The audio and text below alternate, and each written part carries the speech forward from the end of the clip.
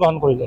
এতিয়া লাহে লাহে আজি কিছু বছৰৰ পৰা আমাৰ যি ব্যক্তিগত খণ্ডৰ বিদ্যালয় স্থাপন হৈছে, এই ব্যক্তিগত খণ্ডৰ বিদ্যালয়ৰ জৰিয়তে শিক্ষকসকলক শোষণৰ এক প্ৰক্ৰিয়া আৰম্ভ কৰিছে। সেই বিদ্যালয়বোৰ যদি আপুনি যায় বা তেওঁলোকৰ যদি মনোৱস্থা বুজে, সেই শিক্ষকসকলে কোনোবাই 2000 টকা, কোনোবাই 4000 টকা, কোনোবাই হয়তো বৰ বেছি 10000 টকা এই দৰমহাৰে তেওঁলোকে চলিব লগা হৈছে।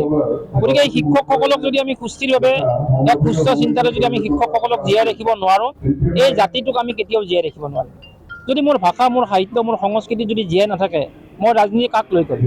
গতিকে আমি শিক্ষকসকলক অসম সাহিত্য সভাই টকা পইচাৰে সন্মানিত কৰিব নোৱাৰোঁ, কিন্তু তেখেতসকলৰ মনোবেদনা আমি উপলব্ধি কৰিছোঁ আৰু তেখেতসকলক আমি আজি ইয়াতে মাতি আনি আমি আজি তেখেতসকলক যি সন্মান, সেই সন্মান যাচিবৰ কাৰণে আমি চেষ্টা কৰিছোঁ। এই শিক্ষকসকল আপোনালোকে জাতিৰ উৎকৰ্ষ সাধনৰ কাৰণে আপোনালোক আগবাঢ়ি আহিছে।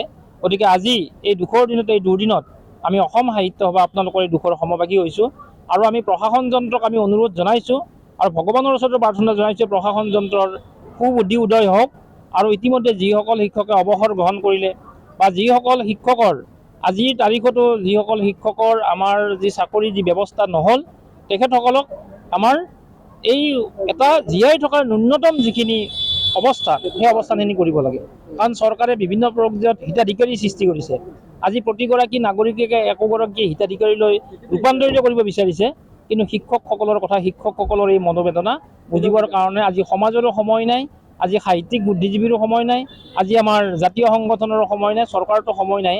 গতিকে আজি এই শিক্ষকসকলক আমি তেখেতসকলক এই সন্মান যচাৰ লগতে আমি শিশুসকলৰ যি মনৰ যি অভিষ্ট সিদ্ধি, তেখেতসকলৰ যি পৰিকল্পনা, তেখেতসকলৰ যি বিদ্যায়তনিক যাত্ৰা, সেই যাত্ৰাক আমি আগবঢ়াই লৈ যোৱাৰ প্ৰয়াস কৰিছোঁ। সেয়ে আচলতে শিশু শিক্ষাগুৰু সমাৰোহৰ মূল উদ্দেশ্য।